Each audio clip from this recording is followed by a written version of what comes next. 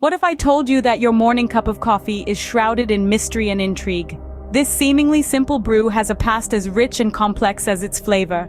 The story begins in the ancient highlands of Ethiopia, with a curious goat herder named Kaldi. Legend has it that Kaldi noticed his goats prancing about energetically after eating from a certain bush, and upon trying the red berries himself, experienced the invigorating effects of what we now know as coffee. But coffee is more than just a drink. It's a cultural phenomenon steeped in history, an elixir that has been revered and savored for centuries. From the Sufi monasteries of Yemen to the grand coffee houses of Vienna, this dark brew has whispered its secrets to those willing to listen. From its ancient roots, coffee has journeyed across the world, leaving a trail of intrigue in its wake. So next time you sip your morning brew, remember, you're partaking in a centuries-old mystery. How did a beverage from the sun-soaked highlands of Ethiopia become a symbol of the dark and brooding Gothic subculture?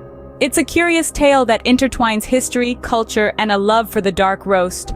Coffee houses dating back to the 17th century were not just establishments for a caffeine fix.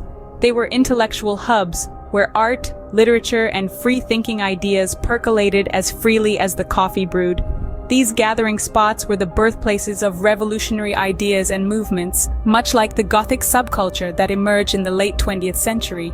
Fast forward to today, and you'll find that coffee, with its dark allure, has found a home within the Gothic community. It's more than a hot beverage to start the day. It's a symbol, an aesthetic, a ritual. It's the black nectar that fuels late-night poetry readings, philosophical discussions, and artistic endeavors. Coffee, it seems, is the black nectar that fuels the Gothic subculture's creative spirit. But behind the allure of coffee lies a darker side. A side that's as rich and complex as the brew itself. Surprisingly, this seemingly innocent beverage has sparked revolutions, fueled wars, and even been classified as a controlled substance. In the 16th century, coffee was the catalyst for a major uprising in Mecca. The government attempted to ban the drink, fearing its stimulating effects might incite rebellious thoughts.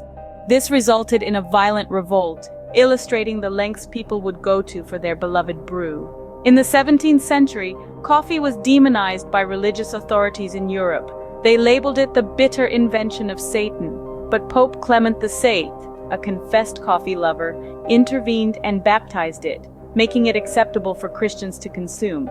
Even as recent as the 20th century, coffee was listed as a controlled substance under the Controlled Substances Act in the United States.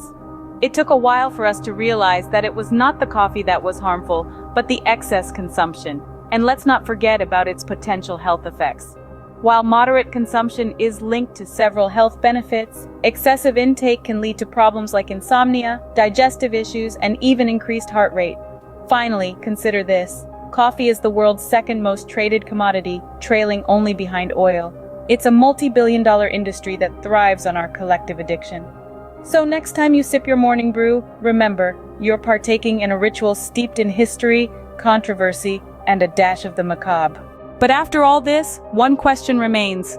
What is the secret to the perfect cup of coffee? Is it the type of bean, the brewing process, or perhaps it's all about personal taste?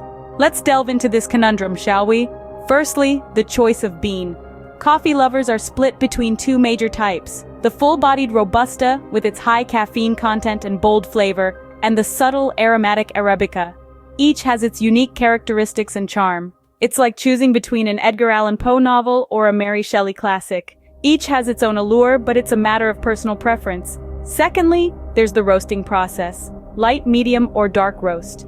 A light roast offers a delicate balance of flavors, while a dark roast presents a rich, smoky taste, much like the mystery that shrouds our beloved Gothic subculture.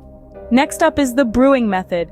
From the traditional drip method to the modern espresso machine, every brewing process extracts different flavors from the beans. It's like a symphony, where each instrument plays a part in creating a harmonious masterpiece. Lastly, and most subjectively, it's all about personal taste. Some like it black, others prefer a dash of milk or a sprinkle of sugar. It's the ultimate expression of individuality. So what's your preferred poison? A robust Robusta or an aromatic Arabica? A black as night espresso or a milky latte? And most importantly, can you truly call yourself a Gothic coffee lover if you don't take your coffee black?